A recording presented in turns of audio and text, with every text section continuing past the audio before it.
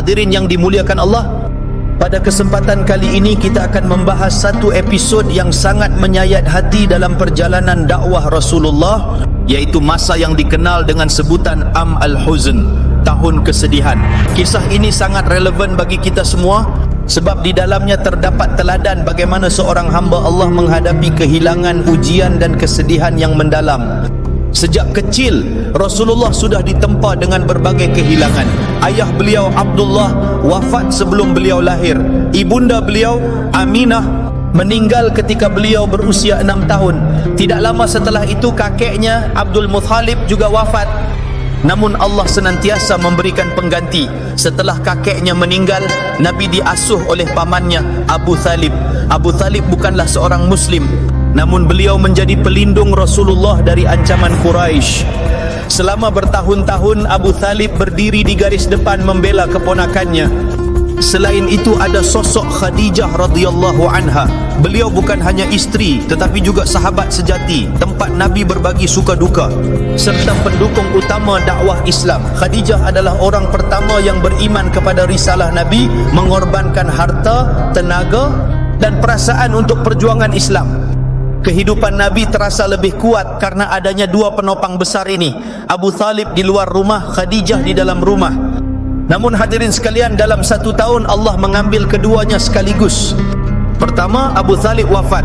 Setelah wafatnya Abu Thalib, Quraisy merasa bebas untuk menyakiti Rasulullah. Tidak ada lagi perisai yang melindungi beliau, maka semakin banyak caci maki, hinaan, bahkan ancaman pembunuhan.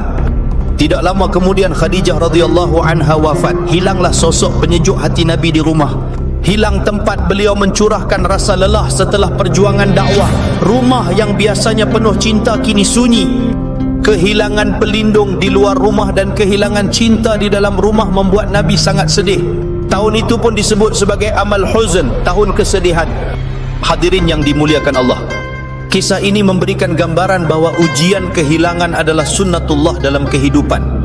Bayangkan seorang anak yang sejak kecil dibesarkan oleh orang tua dengan penuh kasih sayang. Ia tumbuh dengan bimbingan, dengan doa, dengan pengorbanan orang tuanya. Lalu suatu hari Allah mengambil kedua orang tua itu secara bergantian. Hatinya pasti runtuh. Atau bayangkan seorang suami yang selama bertahun-tahun menjalani kehidupan bersama istri yang setia, yang selalu mendukung, menguatkan dan menenangkan hati.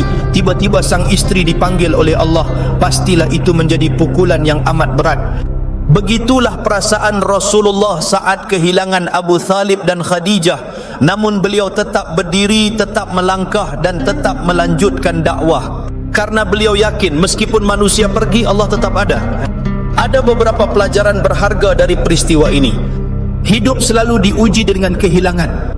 Tidak ada yang abadi di dunia ini. Orang-orang yang kita cintai bisa pergi kapan saja. Bahkan Rasulullah pun diuji dengan kehilangan orang-orang terdekatnya. Kesedihan adalah fitrah, tetapi jangan sampai menghentikan langkah. Rasulullah bersedih, namun beliau tidak berhenti berdakwah. Kesedihan adalah bagian dari kehidupan, tetapi jangan sampai membuat kita putus asa. Allah selalu mengganti dengan yang lebih baik.